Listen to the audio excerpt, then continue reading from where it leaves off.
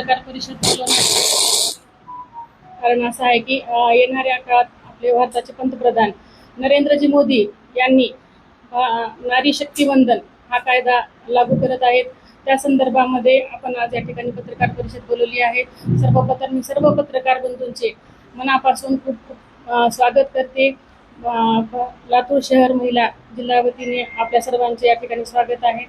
या ठिकाणी या पत्रकार परिषदेसाठी उपस्थित असलेल्या आपल्या महाराष्ट्राच्या उपाध्यक्षा अर्चनाताई पाटील चाकूरकर, प्रेरणा प्रवक्त्या महाराष्ट्राच्या प्रेरणाताई होनराव, माझ्या सहकारी व सरचिटणीस रागिनीताई यादव, मीनाताई गायकवाड, माझ्या महिला मोर्चाच्या सरचिटणीस जयश्रीताई मोतीपळे, उपाध्यक्षा जयश्रीताई पाटील व सर्व महिला आणि बंधूंनो, मी या ठिकाणी प्रेरणांना विनंती अशी करते की त्यांनी थोडक्यात नारी शक्ती वंदन या कायद्याचे आपल्याला या ठिकाणी सांगावे, कायद्याबद्दलची माहिती सांगावी।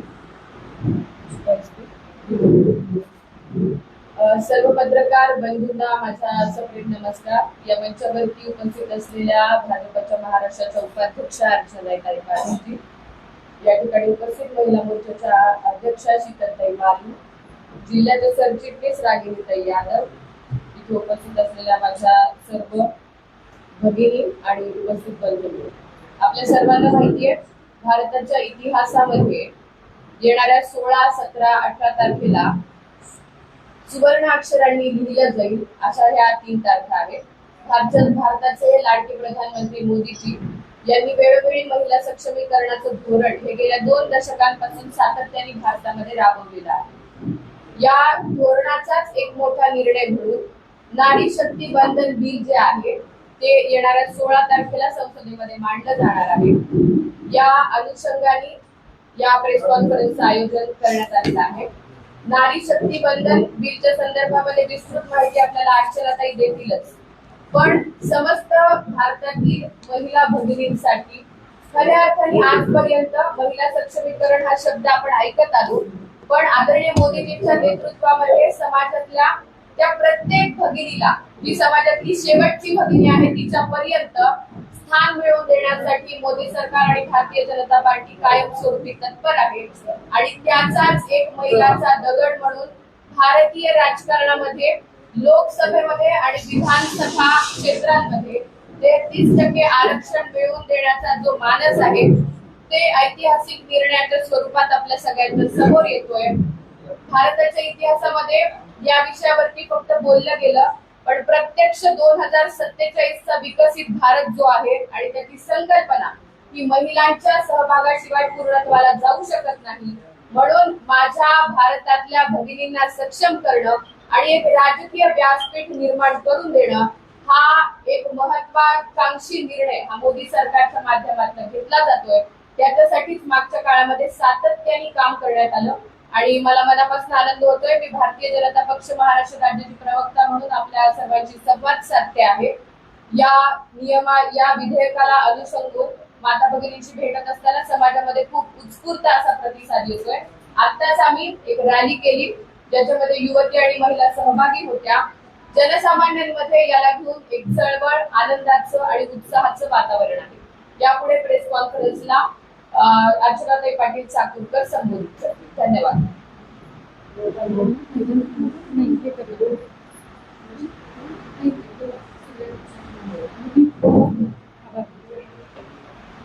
नमस्कार। आज आमच्या महिलांची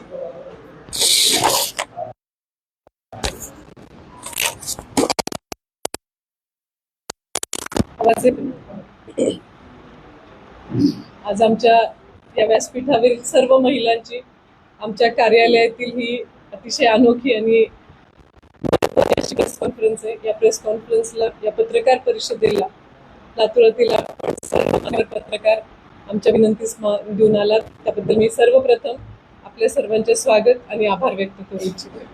या मंचावर माझ्या समवेत ज्यांच्या मार्गदर्शनाखाली प्रदेशाचा हा कार्यक्रम राबवला जात आहे त्या आमच्या शहर जिल्ह्याच्या अध्यक्षा सौ मालूताई, त्याच्यानंतर माझ्या समवेत आमच्या शहर जिल्ह्याच्या ज्या महामंत्री आहेत रागिनीताई यादव, प्रेरणाताई होनराव, मीनाताई गायकवाड, अस्मिताताई, मीनाताई, मोतीपोळेताई, सर्व जयश्रीताई, आमच्या सर्व महिला सहकारी आम्ही आज एका जो भारताचा इतिहास घडवणारा बदलवणारा असं जे एक ऐतिहासिक नारी शक्ती वंदन हे जे मागच्या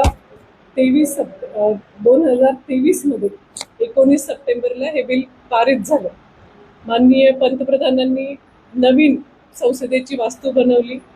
त्या वास्तूमध्ये पहिलं बिल जे पारित झालं सर्वानुमते सर्व पक्षांनी त्या कायद्याला त्यांचा सपोर्ट दाखवला ते होतं नारी शक्ती वंदन अधिनियम. आणि त्याच्यानंतर 2023 पासून आपण आज 2026 मध्ये आहोत. येत्या 16 ते 18 तारखेच्या दरम्यान संसदेचं एक विशेष अधिवेशन बोलवलेलं आहे. या विशेष अधिवेशनाची गरज याच्याकरता पडली की आपल्याला माहिती की कोविडमुळं 2021ची जनगणना होऊ शकली नाही. त्यामुळं हा कायदा 2029ला जेव्हा आपण सार्वत्रिक निवडणुकांना सामोरं जाऊ तेव्हा नारी शक्तीचं जे वंदन आहे ते प्रत्यक्षात उतरवण्याचा शब्द आदरणीय पंतप्रधानांनी त्यांच्या जाहीरनाम्यात दिला होता. हा कायदा पारित होत असताना संसदेतल्या चर्चांमध्ये झाला होता. तर त्याचा पुढचं पाऊल म्हणून त्या कायद्यामध्ये काही दुरुस्त्या आवश्यक आहेत. घटनेमध्ये दुरुस्ती करणं आवश्यक आहे कारण फास्ट ट्रॅक इम्प्लिमेंटेशन करायचे आपल्याला. आणि त्याच्याकरता म्हणून याचा बेस हा 2011ची जी जनगणना झालेली आहे तो बेस धरला जाणार आहे.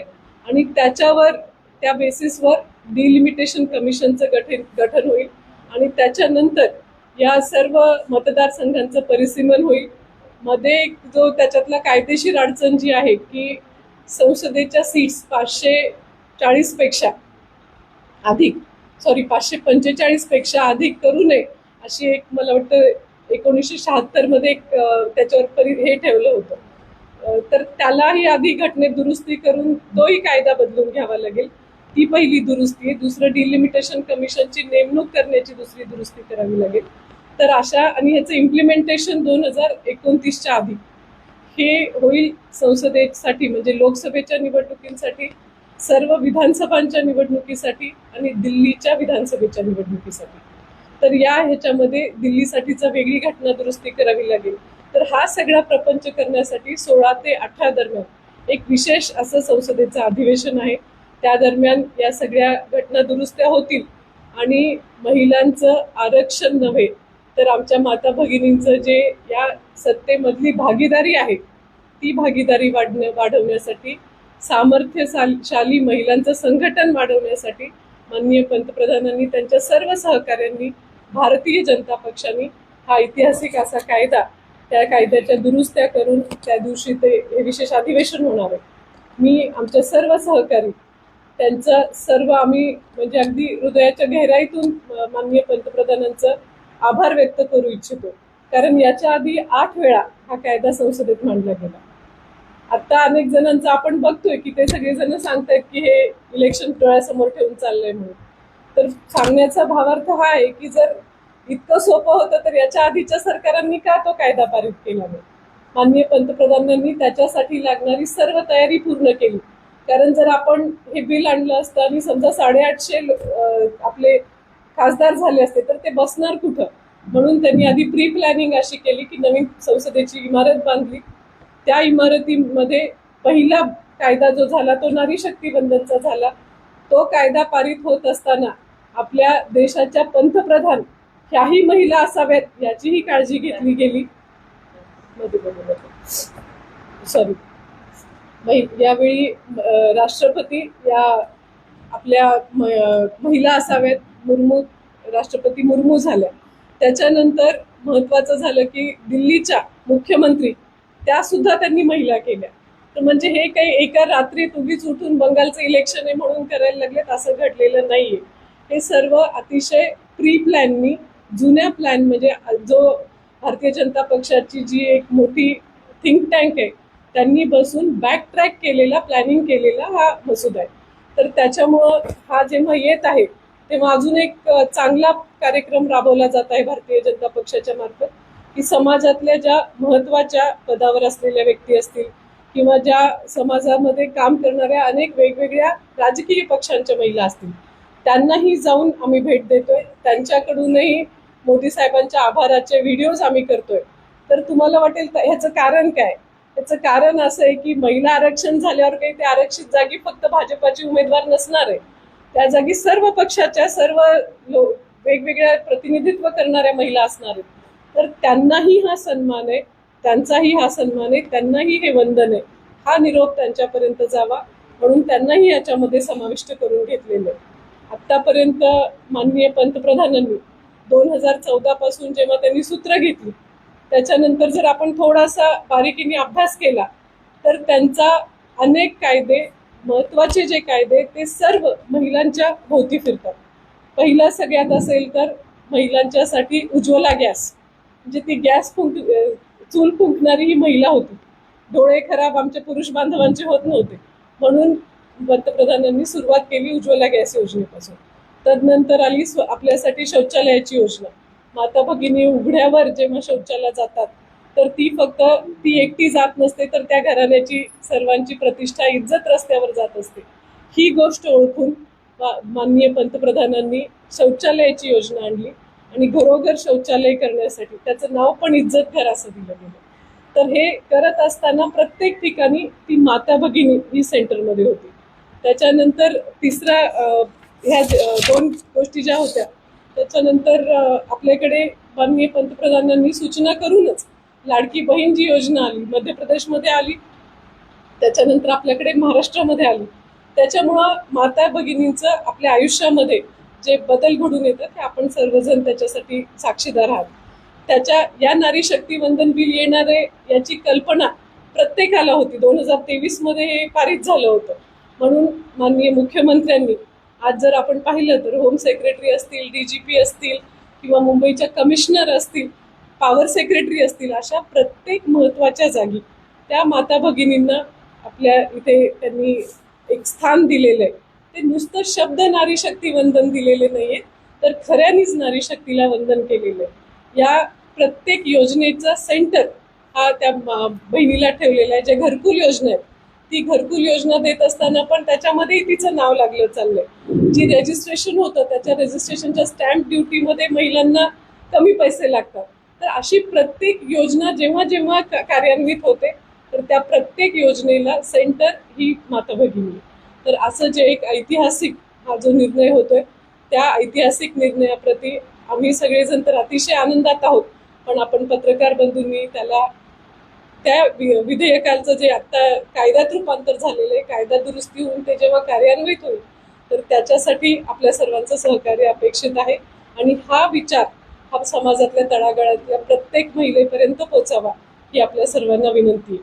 आपले या बिलासंदर्भातले प्रश्न आम्हाला त्याच्यावरती उत्तर द्यायला आवडेल. अवांतर राजकीय कुठलेही प्रश्न विचारू नयेत अशी नम्र विनंती. सोनिया गांधींनी काल टीका करताना असं म्हटलंय की खऱ्या अर्थानं या सरकारला डिलिमिटेशन आणायचं आणि महिला आरक्षणाच्या नदीतून डिलिमिटेशनचं तीन मोठी मारलेलं आहे. त्याच्यावर आपलं काय म्हणणं आहे? मी ते तसं म्हणू शकतात, कारण 2007 मधलं म्हणजे 2001 ला जनगणना झाली, त्याच्यानंतर डिलिमिटेशन कमिशन जे नेमलं गेलं 2002 ला, आणि त्यांना अपेक्षित होतं की त्यांनी 2004 ला त्याचा रिपोर्ट द्यायला पाहिजे होता. पण 2007 ला सुप्रीम कोर्टने सांगितलं की डिलिमिटेशन तुम्ही अजून काय त्याला अस्तित्वात आणलं नाही. सुप्रीम कोर्टाच्या फटकाऱ्यानंतर त्यावेळेच्या सरकारने डिलिमिटेशन हे अस्तित्वात आलं आणि त्यानंतर 2009 ची लोकसभा निवडणूक झाली. त्यामुळे कदाचित त्यांचा तसा विचार असेल की त्याच्या आडून केलं. धन्यवाद. परंतु एक खंत अशी व्यक्त करायची की बीजेपीला ओबीसी महिलांचं काय वावलं आहे का? ओबीसी महिलांना आरक्षणामध्ये काहीच स्थान नाहीये. अनुसूचित जाती जमातीच्या महिलांना कोटा दिलेला आहे, पण आम्हालाही मान्य आहे. ओबीसी महिलांचं का वावलं आहे?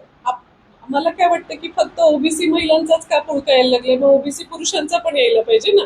आपल्या संविधानानुसार नाही असं होऊ शकत, असं नाही होऊ शकत. संविधानानुसारच होणार आहे आरक्षण, आपल्या फॅन्सीनी नाही होऊ शकत. संविधानाने काय सांगितले की जनरल पुरुष, जनरल महिला, SC अनुसूचित जाती, अनुसूचित जमाती म्हणजे स्वातंत्र्यापासूनचं जे आरक्षण आहे त्या 2च ढोबळ मानाने आहे. मग त्याच्यात हा मुद्दा मला अजूनही आठवतं की मागच्या काळामध्ये जेव्हा हे बिल टेबल झालं होतं त्यावेळी ह्याच मुद्द्यावर ते आता सगळेजण या असतील म्हणजे जिवंत नाहीयेत, त्या माननीय नेत्यांबद्दल बोलणं योग्य नाहीये, पण फक्त ह्या बिलाला विरोध करायचा म्हणून हा ओबीसी महिलांचा मुद्दा त्याच्यामध्ये घुसवला आणि आमच्या महिलांच्यावर सांगा ना सर, आपण सांगा. आपली काय म्हणतो की महिला आरक्षणामध्ये ओबीसी महिला त्याच्यामध्ये नारी शक्ती नाहीये का? 100% आहे ना. तो घटक महत्वाचा नाहीये का या मग देशामध्ये? आतापर्यंतचे ओबीसी पुरुष कसे निवडून आले ते मला सांगा, आपण ते एक्सप्लेन करा, मग मी याचं उत्तर देते. पुरुषांचं जाऊ द्या. नाही का नाही जाऊ देऊ शकत नाही, कारण मतदान आरक्षणामध्ये नाही. ओबीसी का नाही? असं होऊ शकत नाही. असं पुरुषांचा विषय नाहीये. का नाहीये? पुरुष वेगळे आहेत का? पुरुष काही परग्रहाहून आलेत का? आमच्यातलेच आहे. तुम्ही वेगळी तुम्हाला पण एकच मत आहे, आम्हाला पण एकच मत आहे. नाही. महिला आरक्षणावर नाही, हा मुद्दा पण पुरुषांच्या आरक्षणाची वेगळी नाही, आरक्षण विषयच नाहीये. जे आहे संविधानाने महामानव बाबासाहेब आंबेडकरांनी आपल्याला जे संविधान दिलंय त्याच्यामध्ये जनरल ओपन पुरुष होतं आणि अनुसूचित जाती जमाती होतं. त्याच्यानंतर मग असं होतं तर जेव्हा याच्या आधी 7 वेळा बिल टेबल झालं होतं त्याच्यामध्ये ते प्रावधान का नव्हतं? त्याच्यामध्ये फक्त बीजेपीला वावडाय वगैरे हे राजकीय कलर असतो, तो चालत राहतो.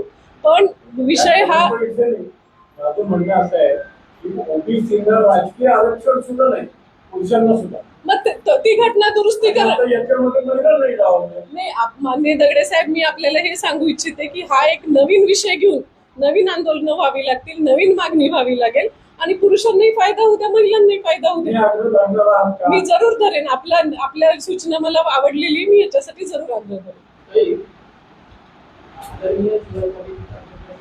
स्पीकर होते त्या टाइम हे बिल आलं होतं आणि त्यावेळेस विरोधी पक्षाने बिल पास त्याबद्दल नाही, आता मी चाकूरकर साहेबांची सून आहे, हा एक चांगला संयोग आहे. पण फक्त एकाच वेळी पास होऊ दिला नाही असं नाही झालेलं. याच्या आधी 7 वेळा असं घडलेले. 2008 मध्ये तर राज्यसभेत पास झाले होते, नंतर लोकसभेत पास होऊ शकलं नाही. तेव्हा तर काही भाजपचं सरकार नव्हतं ना. ह्या बिलाला विरोध अनेकांचा ह्याच्याकरता होता की ज्या काही 543 सीट्स आहेत त्याच्यामध्ये 1/3 जर आपण आरक्षण दिलं तर आमच्या सीट्स जातील ही भीती होती. म्हणून हा फॉर्म्युला जो आहे की सीट्स वाढवणं आणि तदनंतर त्याच्यामध्ये आरक्षण देणं, म्हणजे पुरुष बांधवांच्याही, मला आठवतं अजूनही 2008च्या आधी जेव्हा हा विषय चालू होता तर माननीय चाकूरकर साहेबांना सोनिया गांधींनी ती जबाबदारी दिली होती सर्व विरोधी पक्षाच्या आणि सर्व महिला नेत्यांना भेटण्याची, बोलण्याची. तर तेव्हा प्रत्येकाला साहेब हे समजून सांगत होते की आपण सीट्स वाढवूया आणि त्याच्यानंतर महिला आरक्षण देऊया. तर त्याच्यामुळं हा मुद्दा कुठलाही त्याच्यामध्ये भाजपा काहीही नवीन करत नाहीये. जे जुनं होतं फक्त त्याला मूर्त स्वरूपात हवं तसं चांगलं त्याला व्यवस्थित प्लॅन करून, म्हणजे पुरुष बांधवांच्या सीट्स कमी होऊ देत नाहीयेत. इन्सिक्युरिटी पुरुषांची काय होती की हे बिल आलं की आपल्या सीट्स जाणार, त्या इन्सिक्युरिटीतून हे पास होत नव्हतं. फॉर्म्युला निघाला. तर मला सांगा की आपण स्वतंत्र झालो तेव्हा 34 कोटी होतो, 1951ला पहिलं इलेक्शन झालं तेव्हा आपण 36 कोटी होतो आणि आज आपण 150 कोटीच्या वर पोहोचलोय. अजूनही संख्या ती तशीच आहे ना. पहिल्या 2-3 डिलिमिटेशन कमिशन मध्ये साधारण 10-20 सीट्स वाढत होत्या लोकसभेच्या आणि विधानसभेच्या, म्हणजे शेवटचं जे डिलिमिटेशन कमिशन बसलं त्यावेळी संसदेच्या 20 सीट वाढल्या आणि देशभरातल्या ज्या MLAs होत्या त्याच्या 2000 सीट्स वाढल्या होत्या. पण तदनंतर त्यात ते वाढवू नका असं एक घटना दुरुस्ती झालेली आहे. आपण इतिहास बघत नाही आहोत की त्यावेळी ते सत्तेत असणारी माणसं विरोधी पक्षाचा अजेंडा का चालवतील. मला सांगा, त्यावेळी जे सत्तेत होते त्यांना जो अजेंडा योग्य वाटला त्यांनी चालवला. आज भाजपा सत्तेत आले त्यांनी त्यांना योग्य वाटणारा, त्यांच्या मनमानीचा अजेंडा नाही, त्यांना योग्य वाटणारा तो अजेंडा करतात. बरं, तो सर्वांच्या फायद्याचा आहे ना, नुकसानीचा थोडाच आहे.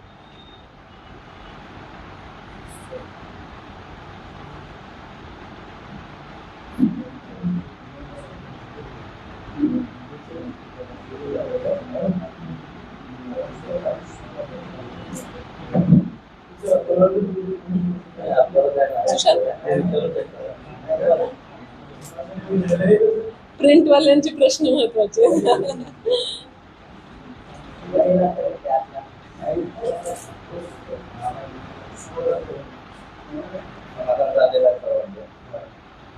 हा जो अपप्रचार चालू आहे ना, तो सगळ्यात महत्वाचा आहे की त्याच्यावर आम्हालाही असं वाटायला लागलं की एवढा महत्वाचा कायदा येतोय आणि त्याच्यावर अपप्रचार होऊन लोकांच्या मनात त्याचा काहीतरी निगेटिव्ह होऊ नये, एवढीच विनंती आहे.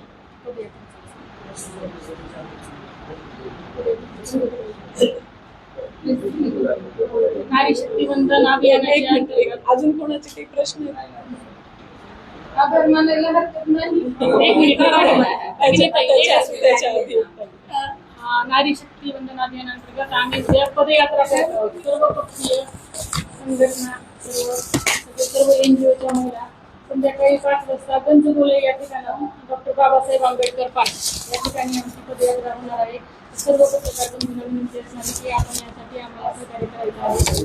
उद्या संध्याकाळी गोलाईच्या देवीला शक्ती मागून आम्ही संविधान साठी आंबेडकर पाड्याजवळ जाऊन मानव आंबेडकरांना अभिवादन करणार आहे आणि सांगणार की तुमच्यामुळे हा अधिकार आम्हाला मिळाला. तर त्याचं उत्सव आणि सगळ्यांनी आनंद व्यक्त करण्यासाठी उद्याची पदयात्रा आहे.